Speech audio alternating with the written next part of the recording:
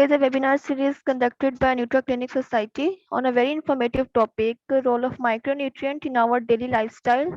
So firstly, let me tell you about NutraClinic Society. It is a non-profit organization working for the welfare of mankind, and its purpose is to improve the health status of economically backward people by providing them health care facilities. Its main objective is to improve the nutritional status of population. And so, I warmly invite our guest speaker, Dr. Atif Bilal, who is a Chief Lecturer of Medical Sciences and Nutrition at Physio Clinic and also a pediatric cardiologist, nutritionist at Bukhari Clinic. So, I invite Dr. Atif Bilal to please share his knowledge with us. Assalamualaikum. Welcome to you all.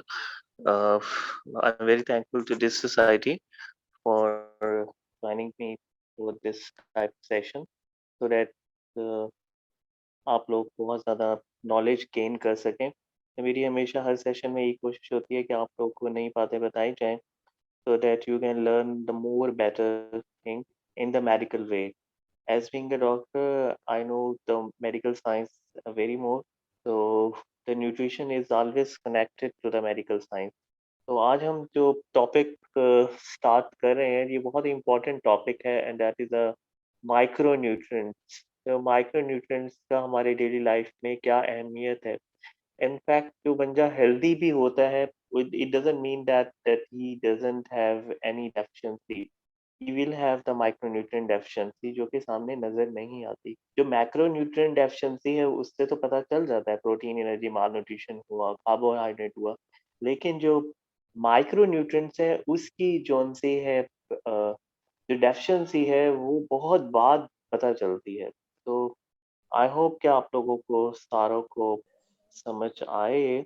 तो हमारे पास जितने भी micronutrients हैं जिसमें vitamins हैं, जिसमें fat soluble भी हैं और वाइट सॉल्युबल भी हैं, वाटर सॉल्युबल भी हैं। ये सारे के सारे हमारी बॉडी में इन सब की बहुत अहमियत है। अगर ये ना हो हमारे पास तो हमारी जो है बॉडी फंक्शन सही तरीके से नॉर्मली नहीं करती। बहुत सारे ऐसे विटामिन्स हैं जो एज ए कोएंजाइम्स यूज होते हैं एंड कोफैक्टर्स यूज होते हैं।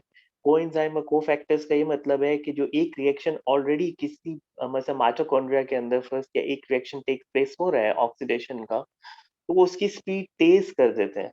और without these vitamins we can't get it. तो विटामिन जो सा है जो असल में निकला है एक वाइटन और अमाइन से निकला है। वाइटल आपको पता है लाइफ को कहते हैं, ठीक है। तो it becomes a वाइटन amines. Fat soluble vitamins आप लोग को पता ही होगा, ए डी ई के होते हैं और इनकी अपनी अहमियत है। और जो वाटर सॉल्युबल विटामिन्स हैं जिनमें बी कम्प्लेक्स सारे आ जाते हैं और alone with the vitamin C. तो vitamin C is also very important. तो इन सब में हमारी डेली रिकमेंडेशन जो सी है वो इंटरनेशनली डेली रिकमेंडेशन है। जो हमें ये सारे विटामिन्स चाहिए इन इन एनी हाउ आप सब ने ये विटामिन्स रोजाना लेने ही लेने हैं। अब द क्वेश्चन इज दैट कि आप लोग कितने कौन से विटामिन्स ले रहे हैं और कौन से नहीं ले रहे।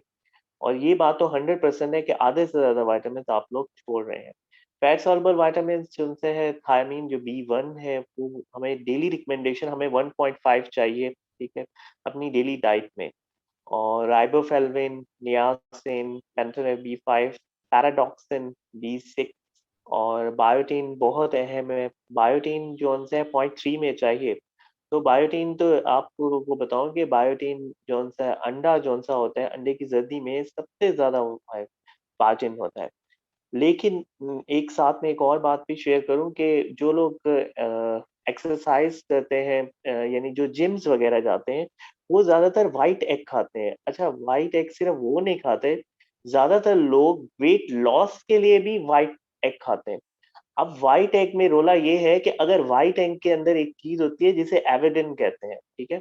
आप वो एविडिन अगर एविडिन जो है ज्यादा बॉडी में हो गई तो वो इस बायोटिन की अवेबिलिटी को हमारी बॉडी से हटा देती है। हम लोग बायोटिन नहीं ले सकते, फिर बायोटिन है ही नहीं हमारे लिए। तो अंडा जोन सा है वो सर्दी के साथ ही खाना चाहिए, चाहे वो वेट लॉस के लिए है चाहे वो वेट गेन के लिए है, ठीक है। तो folic acid is also very necessary in our body। As a folic acid जो हमारे जितने भी हर सेल, बिलियन ऑफ सेल्स हैं, 5 ट्रिलियन सेल्स हैं हमारी बॉडी में, और हर सेल को जो है हर सेल के अंदर एक डीएनए होता है, आप लोग को पता ही होगा। और जो डीएनए का बेसिक स्ट्रक्चर है वो फॉलिक एसिड की मौजूदगी में ही बनता है। तो डीएनए और आरएनए की फॉर्मेशन है वो फॉलिक एसिड के कंसर्न में है। 0.4 मिलीग्राम चाहिए, इतनी ज्यादा मिकदार नहीं है, ये डेली डेली है, लेकिन हमें जरूरी भी है। B12 आप लोग को पता ही है कि जो B12 है ये इसकी डेफिशिएंसी अगर हो हमारी बॉडी में तो ये मेगलोब्लास्टिक एनीमिया करता है। दूसरा B12 हमारा जो कोलोन है, जो लार्ज इंटेस्टाइन है, उसमें भी एक बहुत ही अच्छा जो इंटेस्टाइनल जो बैक्टीरिया होते हैं उनकी भी ग्रोथ में हेल्प करता है। ठीक है, तो पर्नीशियस एनीमिया B12 की डेफिशिएंसी की वजह से पर्नीशियस एनीमिया भी हो जाता है।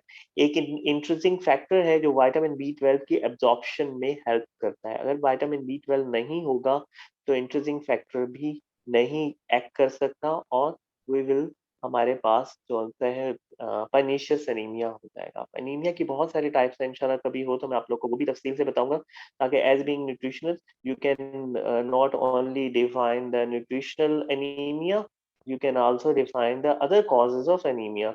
So now the oil soluble vitamin. तो ऑयल soluble vitamin के बारे में आपको ये बताऊं, जिसे फैट soluble vitamins भी कहते हैं। ज्यादातर जो लेटेस्ट रिसर्च आई है, जो ज्यादातर जो ओबेसिटीज की कॉजेज हैं वो रिफाइंड शुगर है। Refined sugar is a big cause and is a cocaine. It's act like a cocaine in our body and it will cause the obesity in us. तो जो विटामिन ए है, जो जितने भी fat soluble vitamin हैं और including fat, वो हमारी बॉडी के लिए बहुत अहम है थोड़ी मिकदार में। उसी आपके आधे से ज्यादा हार्मोन ही विटामिन जो उनसे है फैट से बनकर बनते हैं। जो शुगर है उसने फाइनली हमारे जिस्म के लिए खराब होना है, क्योंकि वो फिर ग्लाइकोजन जमा शुरू कर देता है और जगह जगह फिर वही ट्राइग्लिसराइड्स और मुख्तलिफ कोलेस्ट्रॉल में चेंज होना शुरू हो जाते हैं। तो इट्स ऑल्सो द माइक्रोन्यूट्रिएंट। तो रेटिनॉल जोन से है, इसकी हमें डेली मिकदार बहुत अच्छी चाहिए and that is the 5000 international units, जिसको आईई यूनिट्स कहते हैं, आईयू। तो जो रेटिनॉल है ये ज्यादातर जो विटामिन ए है, ये हमारे जितने भी मीट्स हैं इनमें भी अच्छा पाया जाता है। ठीक है, और इसके अलावा वेजिटेबल्स में भी पाया जाता है। तो विटामिन ए की मैं एक और आप लोग को मिसाल बताऊं। जो विटामिन ए है ये एक्ने के लिए भी बहुत इस्तेमाल होता है, रेटिनोइक एसिड के नाम से। बाजार में बहुत सारे कैप्सूल हैं, आप लोग कभी गौर से कभी एक्ने की क्रीमें इस्तेमाल करें तो उसमें देखें कि रेटिनॉल ही अंदर डला हुआ होता है। तो एक्नी जो उनसे है, अगर फीमेल्स को ज्यादातर कंसर्न होता है तो वो सिर्फ रेटिनॉल से ही सही होगा, अगर रेटिनॉल अच्छी मिकदार में है। बिकॉज ये रीएपिथलाइजेशन करता है। रीएपिथलाइजेशन का मतलब आपकी स्किन के जो डेड सेल्स हैं उनको खत्म करके नए सेल्स बनाना शुरू कर देता है, यानी स्पीड अप वर्क हो जाता है। तो in the case of acne, तो you can also use vitamin A alonely, मतलब सिर्फ विटामिन ए के कैप्सूल भी बाजार में मिलते हैं। बट चेक इट, जब आप बी कम्प्लेक्स या कोई भी मल्टीविटामिन देखते हैं, कब आप गौर से चेक किया करें कि उनमें कितने इंटरनेशनल आईयू यूनिट चले हुए हैं। तो यही इनका खेल होता है जितनी भी मेडिसिन वाली दवाइयाँ। अब एक रेटिनॉल हमें चाहिए 5000, और एक मल्टीविटामिन में अगर वो 200 या 400 है तो फिर क्या फायदा, हमने 200-400 का लेके क्या करना है, हम 10 गोलियां तो नहीं खा सकते। जो कोलिकैल्सिफेरॉल है वो डेली आपको 400 आईयू यूनिट चाहिए, आप इतनी ज्यादा नहीं ले सकते। अच्छा, रेटिनॉल की एक और आपको बात बताऊं। रेटिनॉल जो है it is a contraindicated in the pregnancy. If the female is the pregnant, check it out के अगर वो मेडिसिन कोई मल्टीविटामिन ले रही है उसमें रेटिनॉल नहीं होना चाहिए, क्योंकि ये फीटल की टॉक्सिसिटी का बायस बनता है और फीटल लॉस भी करवा सकता है। जो कैल्सिरॉल है जिसे विटामिन डी कहते हैं, ये ऑफ कोर्स हमारी स्किन, अंडर द स्किन ये सिंथेसाइज होता है by the action of the ultraviolet rays। तो विटामिन डी की एक्टिव फॉर्म होती है 1,2,5 डीऑक्सीकोलिकैल्सिफेरॉल। तो विटामिन डी जो उनसे है ये भी हमारी लाइफ के लिए बहुत अहम है, और मैं आप लोग को ये भी बता दूं, मैं हर वीक जो उनसे है एक विटामिन डी का कैप्सूल खाता हूँ। बिकॉज अगर आप धूप में है तो it doesn't mean that you are getting that vitamin D. Because जो यूवी रेस की इंटेंसिटी है वो एक खास दिन में एक खास मौके पर ही आती है, जब टॉप पर सूरज होता है तब हमारे पास यूवी रेज, ना विटामिन डी बनता है ना हमारे पास वो अच्छी वाली यूवी रेज होती है।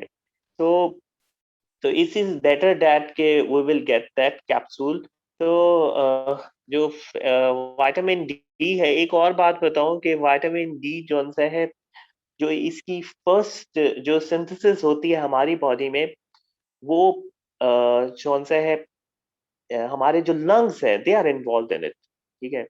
उसके बाद हमारा जो किडनी है वो इन्वॉल्व होता है।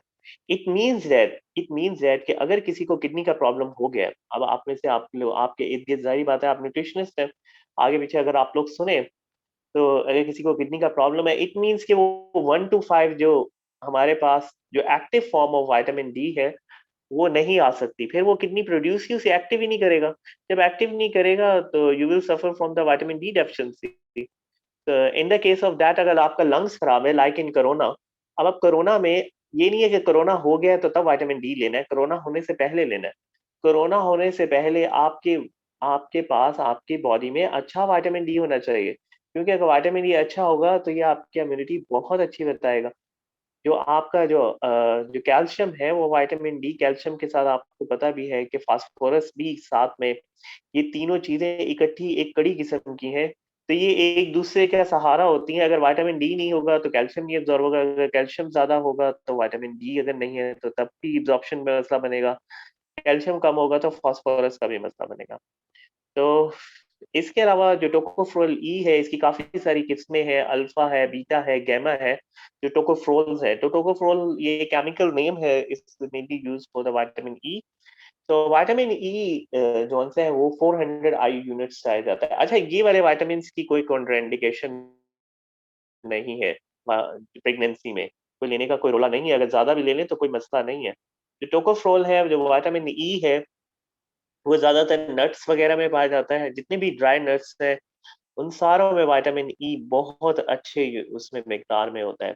तो विटामिन ई ये एंटीऑक्सीडेंट है। एंटीऑक्सीडेंट का मतलब है हमारे हर वक्त सेल्स के जो से है उसके ऑक्सीडेशन के नतीजे में मेटाबॉलिज्म तो होता रहता है, तो उसके नतीजे में और रेडिकल्स बनते रहते हैं। रेडिकल्स वो होते हैं जिनके ऊपर माइनस चार्ज होता है, यानी वो they are able to get damage to the cell membrane. और जब आपकी सेल मेम्ब्रेन डैमेज होना शुरू हो जाएगी, ऑफ कोर्स आपके सेल्स तो बहुत सारे सेल्स हैं, तो वो ऐसा ऐसा उनकी इंटेग्रिटी भी खत्म होना शुरू हो जाएगी। तो ये, और इसके अलावा O-3 भी होता है, O-2 भी होता है, they are all the free radicals, because oxygen is only compound in the O2 form.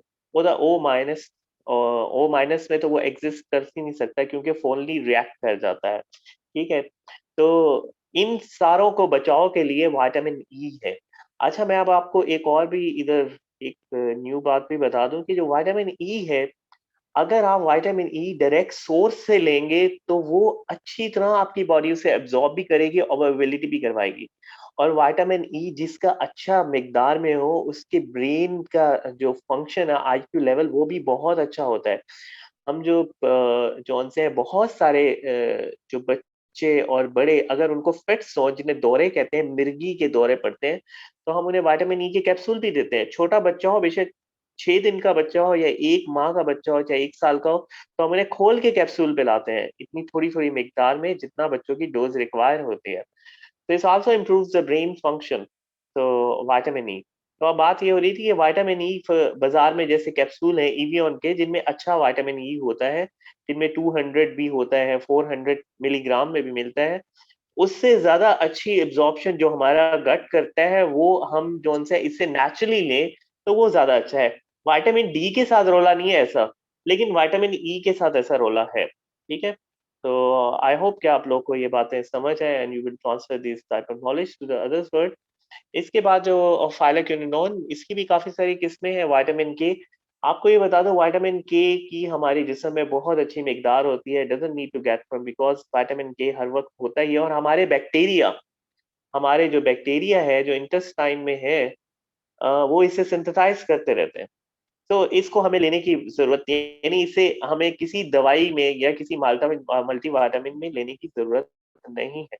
इसकी मिकदार भी आप देख रहे हैं, 30 आई यूनिट्स चाहिए होती है, इंटरनेशनल यूनिट्स इन्हें कहते हैं। तो इट डजंट, तो आप इसको भी इतना ज्यादा लेने की जरूरत नहीं है। ये रेटिनॉल का एक वो है। तो मेटाबॉलिज्म ऑफ जो बीटा कैरोटीन है, जो बीटा कैरोटीन या विटामिन ए का एक गुड सोर्स, अगर if you look into the vegetables, then it is over carrots. आजकल गाजर कीनू का जूस भी आया हुआ है, तो मैं तो हर दूसरे तीसरे दिन जब न्यूट्रिशन पढ़ता हूँ और आप लोग को पढ़ाता हूँ तो मैं इसे फॉलो भी करता हूँ। तो मैं हर दूसरे तीसरे दिन गाजर कीनू का जूस जरूर पीता हूँ। अब गाजर कीनू का कॉम्बिनेशन ये क्या होता है? गाजर और कीनू का कॉम्बिनेशन इसलिए बेस्ट है और इसकी एब्जॉर्प्शन भी अच्छी है, क्योंकि जो गाजर के अंदर जो सा विटामिन ए भी होता है, ऑफ कोर्स गाजर के अंदर जो से कैरेट के अंदर आयरन भी होता है। तो आयरन हमेशा एब्जॉर्ब तभी होता है जब विटामिन सी हो। विटामिन सी की अच्छी मिकदार है तो आयरन एब्जॉर्ब होगा आपका, तो वरना नहीं होगा। अगर आप कभी बाजार में कभी सेंगो बयान या बाकी गोलियां जो आयरन की है कभी चेक करें, उन्होंने विटामिन सी डाला हुआ होता है, क्योंकि उसके बगैर वो एब्जॉर्ब नहीं होता। खैर, यहाँ रेटिनॉल की बात हो रही है, विटामिन ए की बात हो रही है। तो vitamin A is abundantly found in the carrots. इसमें बीटा कैरोटीन होता है, और ये बीटा कैरोटीन जिन लोगों की आंखें कमजोर है, ये हमारे विटामिन ए की सिंथेसिस में इस्तेमाल। तो विटामिन ए जो आई के अंदर जो सिंथेसिस जो पिगमेंट होता है उसकी सिंथेसिस के लिए जो रिडॉप्सिन वगैरह होते हैं, शायद आप लोगों ने पढ़ा हो, ये पिगमेंट होता है जिसके ऊपर लाइट जाती है, फिर ये आगे क्लीव्ड होता है। तो ये पिगमेंट को बनाने के लिए हमें विटामिन ई चाहिए ही चाहिए। अगर विटामिन ए आपकी उसमें डाइट में नहीं है, तो that it means that you are very much lack of it. तो फ्री मेडिकल्स जैसे मैंने अभी आपको बताया, उसमें ऑक्सीजन फ्री रेडिकल्स मैंने आपको ऊपर दिखा दिए, ये एच ओ है, एच डबल ओ है। आपको एक बात भी बता दूं कि जो एक पफ है, यानी एक कश जिसे कहते हैं, वो तकरीबन 10 raise to power 15 O H free radicals produce करता है, और इसके अलावा साइनाइड भी प्रोड्यूस करता है। इस पे तो मैं आप लोग को एक और बड़ा लेक्चर दे सकता हूँ, स्मोकिंग एंड द डाइट। तो साइनाइड भी प्रोड्यूस करता है, इसके अलावा पैरामाइनो हिप्पिक एसिड कर सकता है, ठीक है। तो साइनाइड की मैं आपको एक और बताऊं, साइनाइड की ऑक्सीजन के साथ बाइंडिंग कैपेसिटी यानी हीमोग्लोबिन के साथ वो बहुत ज्यादा है। वैसे तो हीमोग्लोबिन के साथ ऑक्सीजन बाइंड करता है, लेकिन जो लेकिन जो सिगरेट स्मोकर्स हैं उनमें जो सा है साइनाइड जो सा है ऑफ रिलीज होता है, वो हीमोग्लोबिन के साथ रेडिली अटैच हो जाता है। सो एक और नई स्टडी आई है कि अगर एक बंदा स्मोक करता है और वो अगर बहुत अच्छा विटामिन सी लेगा डेली, तो उसके फ्री रेडिकल्स काफी हद तक खत्म हो जाएंगे।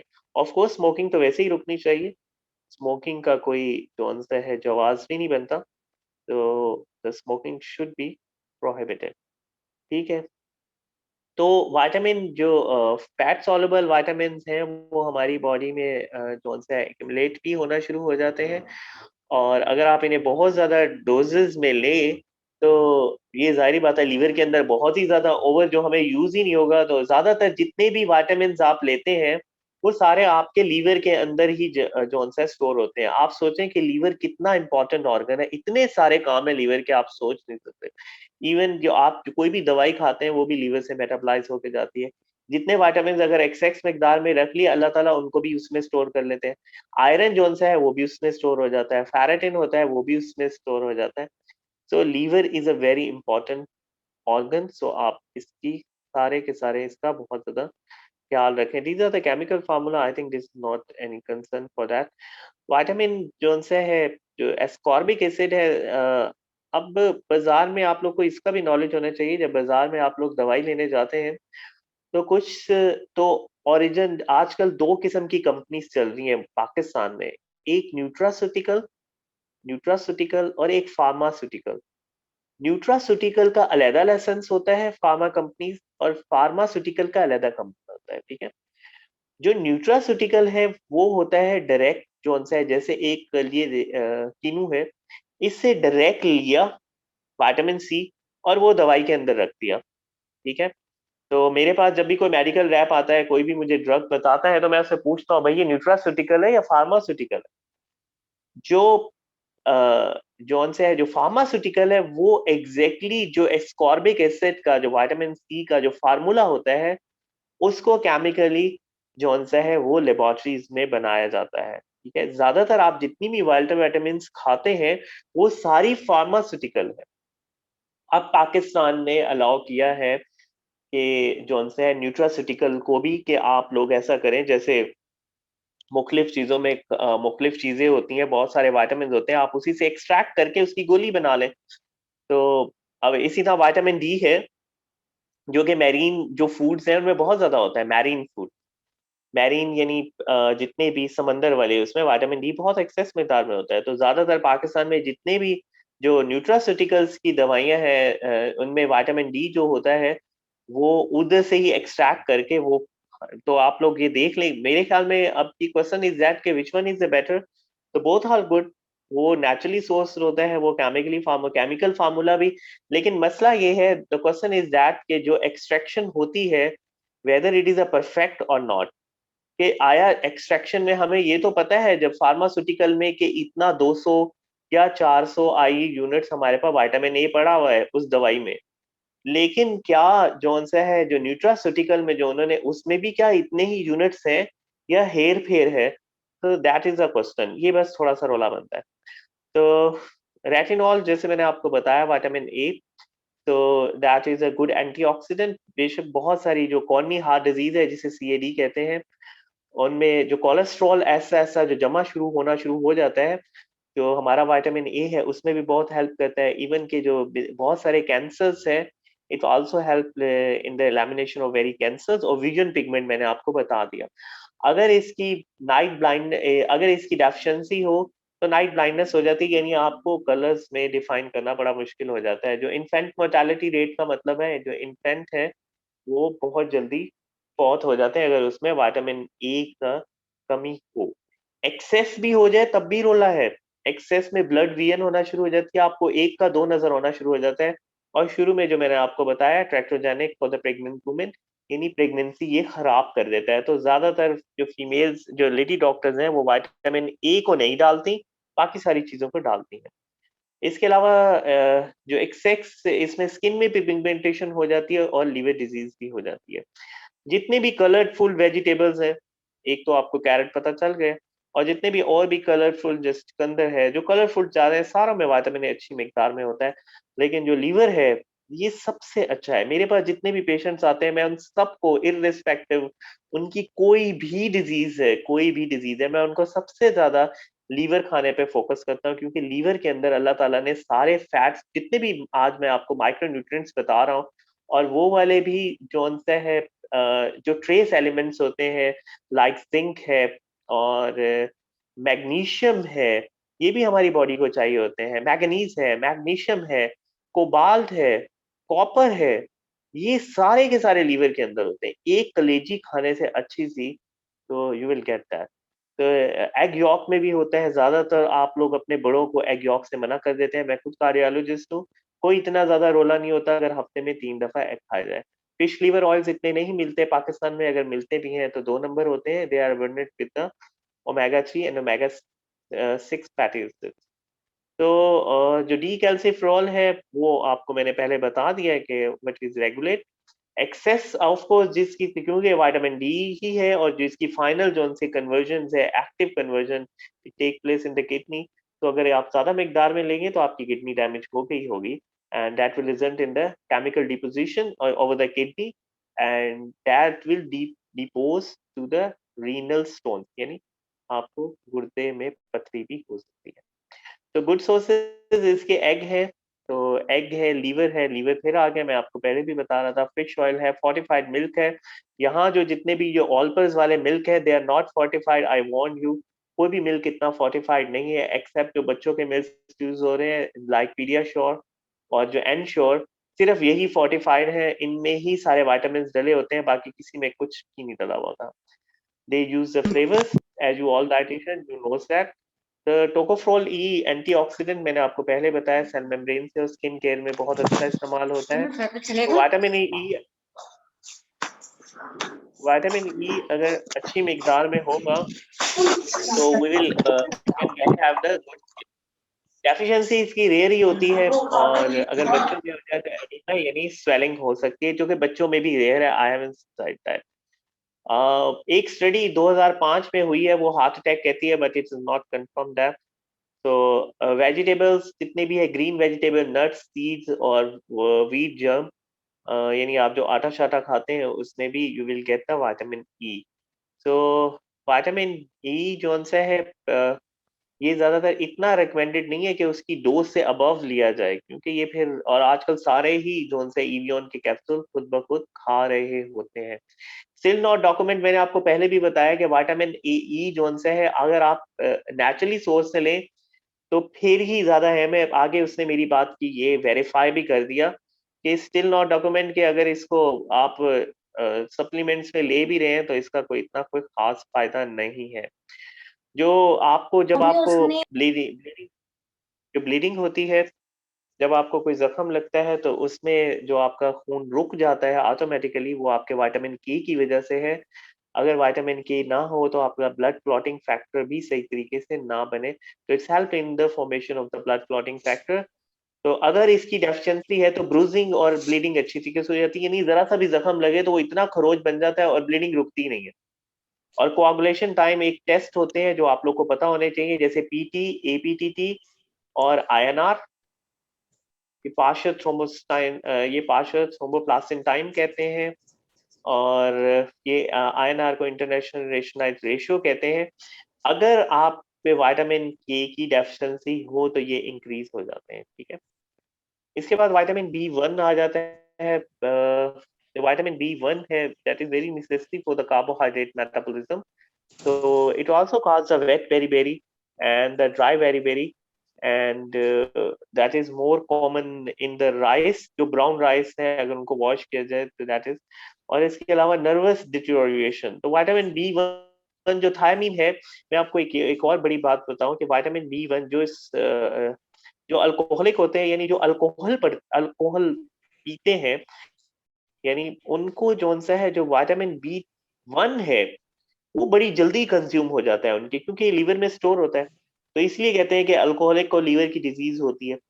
तो जब वो बाद में बहकी बहकी बातें करना शुरू करता है, वो it is due to the thiamine deficiency. जो ही वो अल्कोहल या शराब पीना शुरू कर देता है, उसका थायमीन बी वन यूटिलाइज होना शुरू हो जाता है, और उसके बाद एक ऐसी स्टेज आती है जिसमें वो बिल्कुल ही अनकॉन्शियस भी हो सकता है।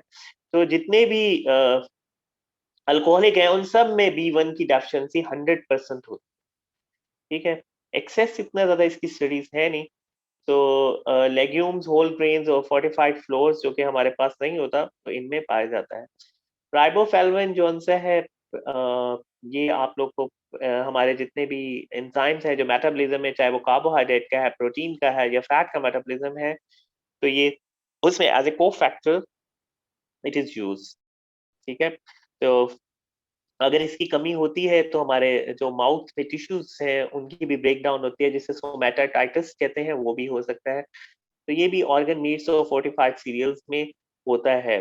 बड़े जोन से है ये फोर्टिफाइड सीरियल्स, असल में हम लोग इतने सीरियल्स जोन से हैं ज्यादा खाते नहीं हैं, और या वो उनको बच्चों को खिलाते हैं। बाहर के मुल्कों में जोन से है जो उनके सीरियल्स ही होते हैं, उनमें ये vitamin B one, B two, B three वो ऑलरेडी डले हुए होते हैं। आयरन भी डला हुआ होता है। अगर वो बच्चा या बड़ा या आप लोग या एडल्ट या एनी जोन से है the patient in the geriatric age group कोई भी ले, तो उसको ये सारी मिकदारें पूरी मिलेंगी सारे माइक्रोन्यूट्रिएंट्स की, अगर वो एक फोर्टिफाइड मील सुबह ब्रेकफास्ट में कंज्यूम करता है तो।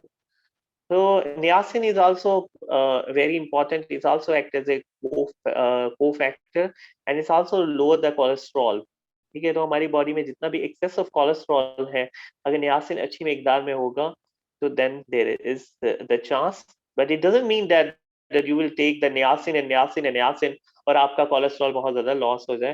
तो कोलेस्ट्रॉल की काफी सारी किस्में हैं, वो आप लोग को इंशाल्लाह कभी, जिसमें एचडीएल है, एलडीएल है, वीएलडीएल है, और फाइनली इधर कोलेस्ट्रॉल की किस्म है, और एक ट्राइग्लिसराइड है। तो ये 4-5 कोलेस्ट्रॉल की किस्में हैं, जिसमें सबसे अच्छा ये एचडीएल ही होता है सिर्फ। That is present in the yeast and the enriched flour, और the B5 जिसे पैंथोनिक एसिड कहते हैं, that's only used in the metabolism of the fat, and deficiency इतनी ज्यादा होती नहीं है, क्योंकि तकरीबन भी योगर्ट, लेग्यूम्स इन सब में जो हम खाते हैं उसमें होता ही है। जो पैराटॉक्सिन है ये बहुत इंपॉर्टेंट है। ये सबसे अहम विटामिन है वाटर सॉल्युबल में। ये तकरीबन हमारी बॉडी में मोर देन 60 एंजाइम, आप सोच सकते हैं अगर गिनने भी लग जाए तो तब भी आप लोगों से ना फौरन गिने जाए। मोर देन 60 एंजाइम्स को कैटालाइज करता है, उनका मेटाबॉलिज्म में हेल्प करता है, मास्टर एंजाइम है हमारी बॉडी का। तो जो टीबी है, टीबी, यहाँ एक और बात भी बता दूं, जो टीबी की दवाई ले रहे होते हैं वो डेसिमेटेड होते हैं। डेसिमेटेड का मतलब वो टीबी की दवाई की वजह से उनका वेट कम होता है, और वो जब आपके पास न्यूट्रिशन एज ए क्लिनिक पर आएंगे तो also you will suggest that the diet to them. So along with that diet, you will also prescribe them the vitamin B6, because जो ट्यूबरक्लोसिस की जी ड्रग्स है जिसे एटीटी कहते हैं, एंटी ट्यूबरक्लोसिस ड्रग्स, उनमें जो आइसोनियाजाइड है, फार्माकोलॉजी पढ़ी है तो शायद इसको पता हो, आइसोनियाजाइड जो है इस विटामिन B6 के पूल को बॉडी में खत्म कर देती है। तो अगर ये खुदा ना खास्ता एक डॉक्टर को नहीं पता कि वो टीबी की दवाई 6 माह से दी जा रहा है और साथ में उसे B6 के कैप्सूल नहीं दे रहा, तो then there is a major problem, और उसकी बीमारी और डिटेरिएट होगी। ठीक है। सो द नर्वस सिस्टम, और इसके अलावा ये जो सा है जो ऑन द ओरल कैप्टस, जो कॉन्ट्रासेप्टिव पिल्स हैं जिन्हें ओसीपीज भी कहते हैं, फॉर द ओवुलेशन के लिए फीमेल्स यूज करती हैं, या इरेगुलर मेंस्ट्रुअल साइकिल के लिए। तो अगर वो ज्यादा मिकदार में हो, या वो वुमेन ले रही हो, जो कि पूरा एक 28 का साइकिल होता है, 28 गोलियां होती हैं, there is a chance of the paradoxin. ठीक है। एक और भी है जो विटामिन B6 है, और जो B12 है, यहाँ मैं आप लोग को जरा साथ ही मेंशन कर दूं, क्योंकि साथ साथ अगर बातों को कोरिलेट करें तो फिर ज्यादा अच्छे तरीके से समझ आती है। और एक विटामिन B2, ये जितने भी डायबिटिक है, ऑफ कोर्स आप लोगों की फैमिली में भी बहुत लोग डायबिटिक होंगे, और डायबिटिक ज्यादातर जो दवाई ले रहे हैं वो ग्लूकोफेज ही लेते हैं। आप लोग को पता ही होगा, इसका नाम तकरीबन सबको पता होगा। इसमें मेटफॉर्मिन है, वो इन तीनों के पूल्स को खत्म करती है। कभी आप मेटफॉर्मिन की साइड इफेक्ट्स चेक करें।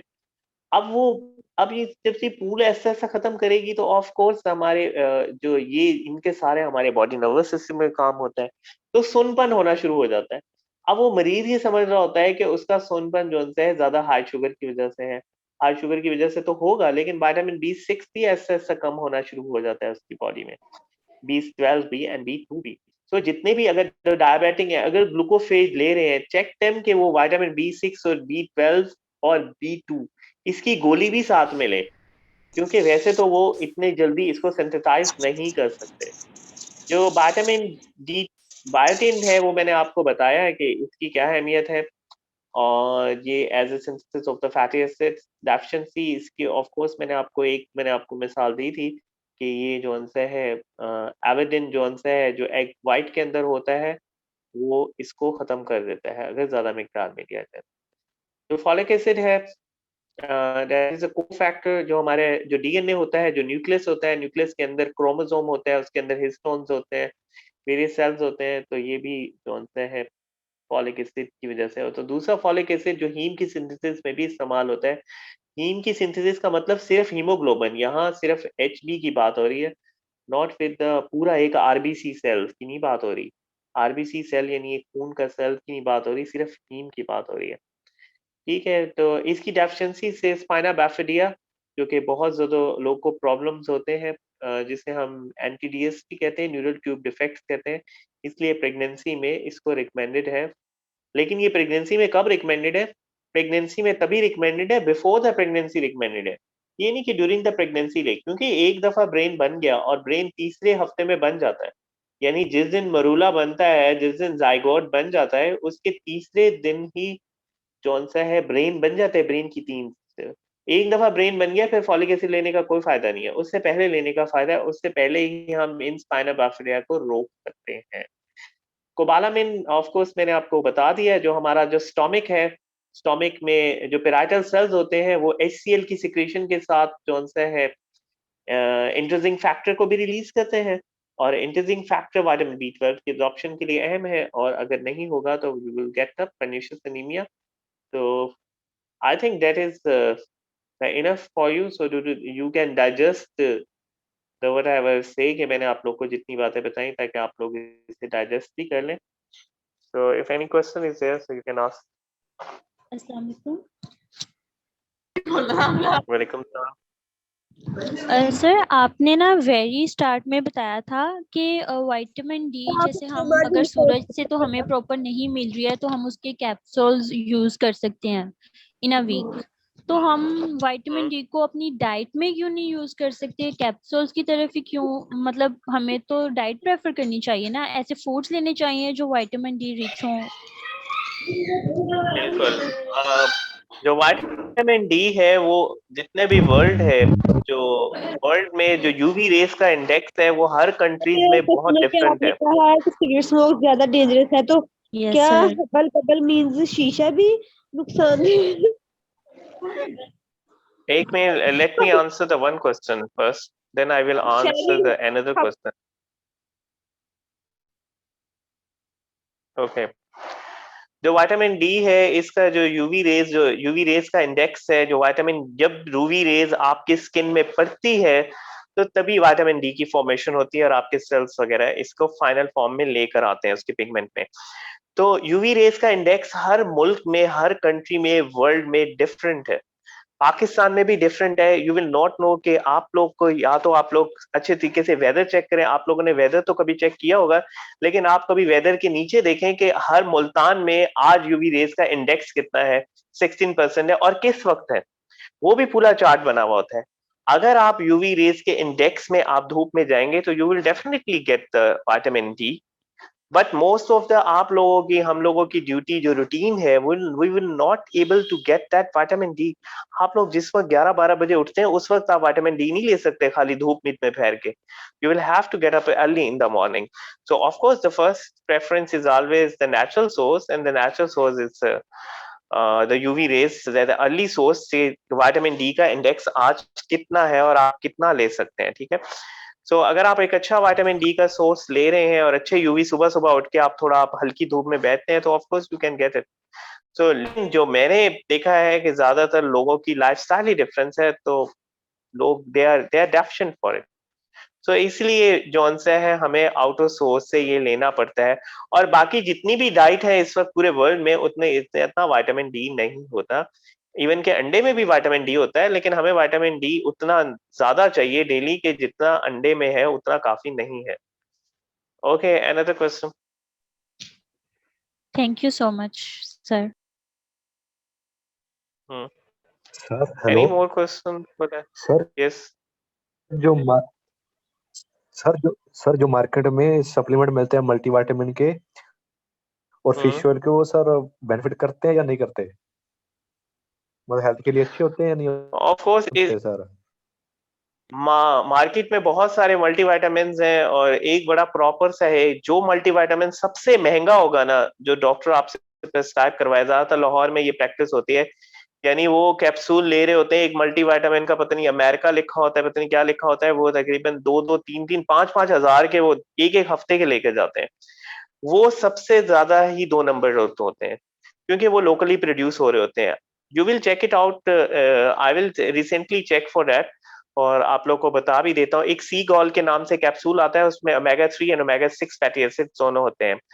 तो वो मल्टीविटामिन है, वो विल्सन कंपनी एक पाकिस्तान की रिनोन है, सिर्फ वही बना रही है बस। बाकी आप अभी गूगल में पाकिस्तान में सर्च करें तो हजारों आ जाएंगे। यानी जो कंपनी रेनॉन कंपनी है उनको जाहिर बात है उनके ऊपर हुकूमत का चेक एंड बैलेंस भी होता है। आप सिर्फ वही खा सकते हैं, उनका फायदा है, बाकी लेने का कोई फायदा नहीं जिसमें 1000 भी लिखे हो चाहे जितने मर्जी मल्टीविटामिन लिखे हो। तो कोशिश करें अच्छी कंपनीज वाले खाएं, तो उनमें वही बातें होती है जो उन्होंने लिखी भी होती है। I hope you get that answer. Sir sir multivitamin अच्छी कंपनी वाली, मतलब जिसका फायदा भी हो, जो हम किसी को रिकमेंड भी कर सकें, कोई आप बता दें जो आपकी नजर में सही कंपनी हो। अब ये डिपेंड करता है कि मल्टीविटामिन आपने अलोन देना है या फिर बाज दफा अलोन भी लोग ले रहे होते हैं।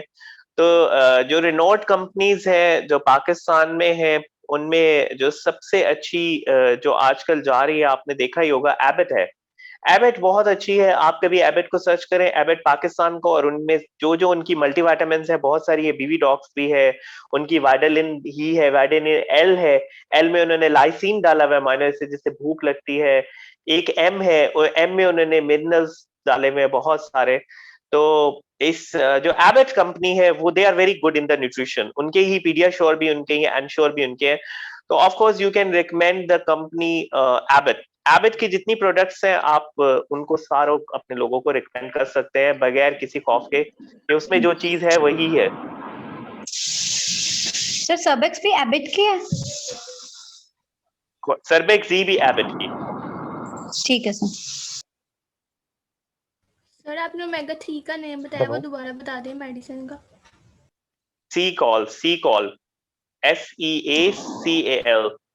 सी कॉल, और ये विल्सन कंपनी की है। विल्सन कंपनी, अगर विल्सन कंपनी की हो तो ले वरना ना ले। Hello sir. Any excuse me sir. Yes hello yes yes sir, sir जैसे आजकल किसी को कोलेस्ट्रॉल है, न्यूट्रीफिक्टर ask one question at each time।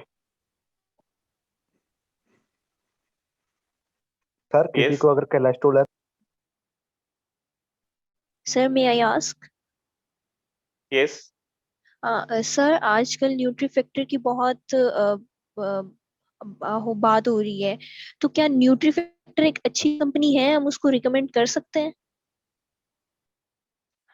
Of course कर सकते हैं। हुकूमत से लाइसेंस हजारों कंपनियों ने लिए हुए हैं, जो न्यूट्रीफैक्टर्स के अलावा भी न्यूट्रिशन है। इवन के जो अच्छी कंपनीज हैं उन्होंने भी साथ में न्यूट्रास्यूटिकल डिपार्टमेंट अलहदा से बनाया हुआ है। अगर रेनॉन्ड कंपनी है तो ऑफ कोर्स अच्छी है, but I didn't find it because I haven't seen any patient using it. Because अगर ये ज्यादा अच्छी होती तो हम लोग अपने क्लिनिकल सेटिंग्स में भी इन लोगों को यूज करवाते। तो आप लोग जो मैंने आपको कंपनीज बताई हैं इन्हीं में न्यूट्रिशन, इनके दो डिपार्टमेंट्स होते हैं, इनका फार्माकोलॉजिकल भी होता है और न्यूट्रास्यूटिकल भी होता है। तो इनकी जो न्यूट्रास्यूटिकल वाली दवाइयां हैं वो इस्तेमाल करवाएं अगर किसी को न्यूट्रास्यूटिकल चाहिए। अगर किसी को ओरिजिनल फार्मूला चाहिए तो वो chemical, I recommend the chemical formula. Excuse me sir, one because more we question not is know that कि सर मल्टीविटामिन का बेस्ट यूज कब है, इन बिटवीन मील और एनी अदर टाइम? वैसे मल्टीविटामिन जोन से है is not recommended for you and the healthy person, because आपकी body में इनफ इतना ज्यादा होता है कि आप लोग ये सारे विटामिन जितने हैं B1 B2 B6 B12 and the ADE के, so except for the vitamin D और जॉन से है, ये आप लोग की बॉडी में होते ही है। लेकिन जो अगर कोई एक बंदा डिजीज में है, एक बंदा बीमार है एक हफ्ते से, तो it will add it. First क्या, मेरे पास जैसे खांसी का कोई आए, सीवियर कफ है, उसे बुखार है, तो मैं अगर उसके मल्टीविटामिन साथ में लिख देता हूँ तो वो उसकी बीमारी पहले से ज्यादा जल्दी सही हो जाएगी, क्योंकि यही जाके आगे अपना रोल प्ले करते हैं, कार्बोहाइड्रेट और ये वो। तो मल्टीविटामिन जौन से है, फूड का कोई इतना ज्यादा चक्कर नहीं है, it can be taken at any time, but the best use is to take at in the morning and not it between the meal। You can take it after the meal, because इसने multivitamin ने आपके stool या urine के जरिए जो multivitamin लेगा तो वो फाइनली या तो आपके स्टूल से निकलेगा या आपके यूरिन से, और आपका यूरिन जब मल्टीविटामिन ले रहे होंगे तो पीला जर्द आना शुरू हो जाएगा, तो घबराना नहीं है। सर लेकिन सर ये एक कंफ्यूजन है, क्योंकि मैंने जितनी जगह भी इंटर्नशिप की है वो हमें यही बोलते थे कि फॉर एग्जांपल सर्बेक्स जी है, इट्स अ मल्टीविटामिन, तो इसका बेस्ट रिजल्ट तब आएगा जब आप इन बिटवीन मील लेंगे। कंफ्यूजन तो खैर नहीं है, अगर आप ये कह सकते हैं कि वो उस दौरान में उसकी एब्जॉर्प्शन अच्छी हो जाएगी जब आपके फूड की हो रही होती है। इवन कि आप जो ग्रीन टी है वो भी आप खाने से पहले और खाने के बाद नहीं ले सकते, खाने से पहले काफी देर पहले लें, क्योंकि वो जो से उसमें जो न्यूट्रिएंट्स होते हैं, जो न्यूट्रो एलिमेंट्स होते हैं, जो मुख्तलिफ हमारे लिए बेनिफिशियल होते हैं, वो आप जो ओरिजिनल चीज खा रहे हैं उसके लिए वो फाइट करेंगे। Problem is that they will fight for it. तो जब वो फाइट करेंगे तो जो ओवरकम आ जाएगा वो तो एब्जॉर्ब हो जाएगा और बाकी पीछे रह जाएंगे, क्योंकि बॉडी में हमेशा जंग ही होती है जब ये चीजें एब्जॉर्ब हो रही होती हैं, तो वहां मुख्तलिफ किस्म के रिसेप्टर्स लगे हुए होते हैं, like in the small intestine. जो भी आप मल्टीविटामिन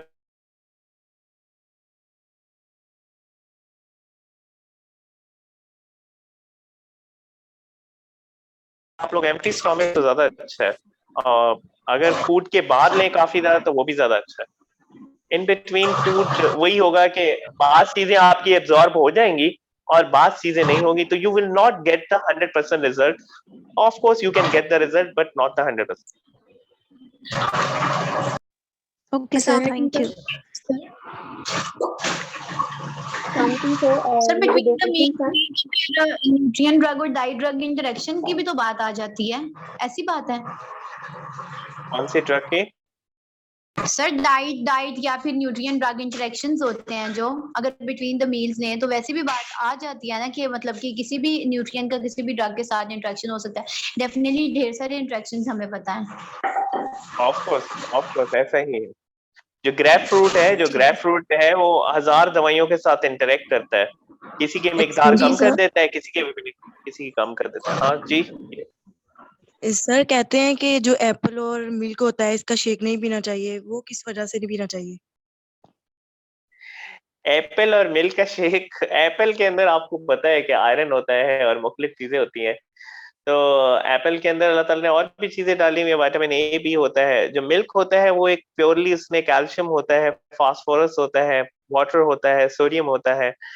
तो इनके आपस में रिएक्शन हो जाते हैं। ये वही बात है जैसे आप एक दफा आप जरा थोड़ी देर पहले खाएं जौन सा है दही बल्ले, और उसके बाद आप दूध पी लें, तो वो आपका फौरन रिएक्शन हो गया, आपको थोड़ी देर बाद मोशन आए हुए होंगे, लूज मोशन। तो कंपैटिबिलिटी नहीं है, compatibility. Okay sir, thank you. Sir दही पल्ले और दूध में क्या रिएक्शन हो जाता है जो डायरिया कॉज करते हैं? दही बल्ले होते हैं, जो उसमें योगर्ट होती है, उसमें ऑफ कोर्स जौन से प्रोबायोटिक्स बहुत ज्यादा होते हैं। जो प्रोबायोटिक्स होते हैं वो हमारे उनमें काफी बैक्टीरिया वगैरह भी होते हैं बहुत ज्यादा। अब ये बैक्टीरिया जौन से है, ये इनमें जो ही हमारा जब हम दूध पीते हैं तो इनके जो एसिड होता है, जो मिल्क होता है वो अल्कली होता है, अल्कली, ठीक है। तो milk is alkali and your जो yogurt is an acid, is acid. इसलिए कहते हैं कि योगर्ट कभी सुबह नहीं लेनी चाहिए। कभी आप सुबह खा के देखें डेली, तो आपको 11-12 बजे आपका खाना ऐसे लगेगा ऊपर आया हुआ है, ठीक है। वो आपको महसूस हो रहा होगा आपके गले में योगर्ट, तो वो एसिड महसूस हो रहा होगा, ठीक है। तो it can be taken after the जौन से नून मील के बाद आप इसे लें, तो वो रिएक्शन जो ही आपस में करेंगे तो फिर वाटर बनता है अल्कली। और आप लोगों ने पढ़ा ही होगा, अल्कली और एसिड जब आपस में मिलते हैं तो इट रिएक्ट। आप दूध और दूध के साथ आप दही कभी भी खाएं या दूध वाली चीजों के साथ दही खाएं तो it will react. Sir yes, it will be the last question. But हमें कहा गया है कि आप एटलीस्ट ब्रेकफास्ट ना करें तो योगर्ट ले लिया करें थोड़ी बहुत, तो ये सही नहीं है? नहीं, बिल्कुल सही नहीं है। आप योगर्ट जौन से है एज ए एडिशनल लें, आप इससे सोली अपना ब्रेकफास्ट ना बनाएं। आपका हजम तो हो जाएगा सब कुछ, लेकिन उसका कोई इतना खास फायदा नहीं होगा, आपके स्टोमक में एसिडिटी बढ़ना शुरू हो जाएगी। आप योगर्ट की दही लस्सी बनाएं, ऑफ कोर्स आप उसके बाद पी लें, लेकिन आप अपना मेन ब्रेकफास्ट में कुछ और मील जरूर रखें। सर हम योगर्ट रात को खा सकते हैं? हाँ, क्यों नहीं खा सकते, अगर आपने रात को दूध ना पीना हो तो। सर जैसे कि आपने कहा कि विटामिन ए जो है वो कॉन्ट्राइंडिकेटेड है प्रेगनेंसी की स्टेट में, तो क्या हमें सप्लीमेंटेशन फॉर्म को क्विट करने के साथ साथ जो नेचुरली एनरिच्ड फॉर्म्स हैं विटामिन ए की, जैसे कि लिवर है, समथिंग एल्स, इनको भी अवॉइड करना चाहिए या नेचुरल सोर्सेज को हमें नहीं, उसमें करना चाहिए? इतना नहीं, नेचुरल सोर्सेज में इतनी ज्यादा मिकदार नहीं होती कि वो इसको प्रेगनेंसी को अबॉर्ट कर दे। सप्लीमेंटेशन, और वो भी सप्लीमेंटेशन ये नहीं है कि विटामिन ए बिल्कुल ही वो है। विटामिन ए ऑफ कोर्स चीजों के लिए जरूरत होता है, एक्सेस मिकदार में वो पता नहीं चलता कि प्रेग्नेंट वुमेन उससे ज्यादा ले ले, ये नहीं पता चलता, तो इसलिए कोशिश करते हैं अवॉइड ही किया जाता है। सर सेकेंडली मैंने ये पूछना था कि आपने कहा कि फॉलिक एसिड की जो अमाउंट है वो जिस फर्स्ट ट्राइमेस्टर तक या उससे पहले आप स्टार्ट करो तो वो एक जो है वर्थ लिविंग है, बट मैं ये पूछना चाह रही थी कि हमें फर्स्ट ट्राइमेस्टर तक इसको कंटिन्यू करना चाहिए सप्लीमेंटेशन फॉर्म, उसके बाद हमें इसके क्विट करना चाहिए या फिर हमें इसे नेचुरल सोर्सेज तक ही रहना चाहिए? नेचुरल सोर्स तक ही रहना चाहिए, क्योंकि जो जिसे प्री नेटल कहते हैं, प्रेगनेंसी की एक केयर होती है जिसे प्री नेटल केयर कहते हैं, बिफोर द प्रेगनेंसी। अब एक लड़की की जब शादी हो जाए तो उसके बाद वो केयर शुरू हो जाती है, क्योंकि वो कभी भी प्रेगनेंसी कर सकती है, तो उसे तब से ही फॉलिक एसिड स्टार्ट कर देना चाहिए। मेरे लिहाज से तो जब प्रेगनेंसी हो जाए, जिस दिन उसे पता चल जाए खुशखबरी कि इसको प्रेगनेंसी हो गई है, उस दिन के बाद फॉलिक एसिड एक आध 15 दिन बाद बंद कर देनी चाहिए। उसका कोई फायदा नहीं होता, क्योंकि उसके बाद जौन सा है आप नॉर्मली डाइट में वो होती ही होती है, और वैसे भी प्रेगनेंसी में एनर्जी की तादाद बढ़ जाती है, 2500 किलो कैलोरी से 3500 तक बढ़ जाती है। इट मीन्स कि आप बाकी सारी चीजें भी ज्यादा ही खाएंगे ताकि you will get to the meet to that energy. तो उसमें आपको फॉलिक एसिड भी मिल जाता है अगर एक बैलेंस डाइट खाए। यहाँ बात फिर बैलेंस डाइट की है। Sir vitamin Okay, A I और will- फॉलिक एसिड सप्लीमेंट का नेम बता दें please, last question. Vitamin A और फॉलिक एसिड अच्छी जो मतलब Folic acid- रिनोन हो, लाइक जो बेनिफिशियल हो। जो फॉलिक एसिड है इसका इतना रोला नहीं है। फॉलिक एसिड तकरीबन एक पीले रंग की गोली अगर सिंपल में भी हो, क्योंकि फॉलिक एसिड का फार्मूला बहुत आसान है, बहुत 100 रुपए में भी ये गोली बन जाती है और इवन के BZU में भी बन जाती है, इतना कोई मसला नहीं है। जो विटामिन ए है उसका मसला है, विटामिन ए जो सर्बेक्स है उसमें भी विटामिन ए अच्छी मिकदार में होता है, तो यू कैन गेट इट। और रेटिनॉल के कैप्सूल्स आते हैं बाजार में, you can also get it. तो लेकिन वो ज्यादा एक्नी के लिए यूज होते हैं, तो आई थिंक सर्बेक्स वगैरह ले लें तो उसमें भी अच्छा विटामिन होता है, या वाइटालिन ले लें एम, उसमें भी अच्छा विटामिन ए मिल जाता है जितना रिकमेंडेशन होता है 400। आई होप कि आप लोगों को इंशाल्लाह सब बातें समझ आई होंगी और आप लोग इसको मेरी फ्रेंड आप इसको आगे ट्रांसफर करेंगे। Okay, thank you for it. बुलबान में नानो के घर के पास। अच्छा, I am waiting for it. अल्लाह हाफिज। अल्लाह हाफिज सर, थैंक यू।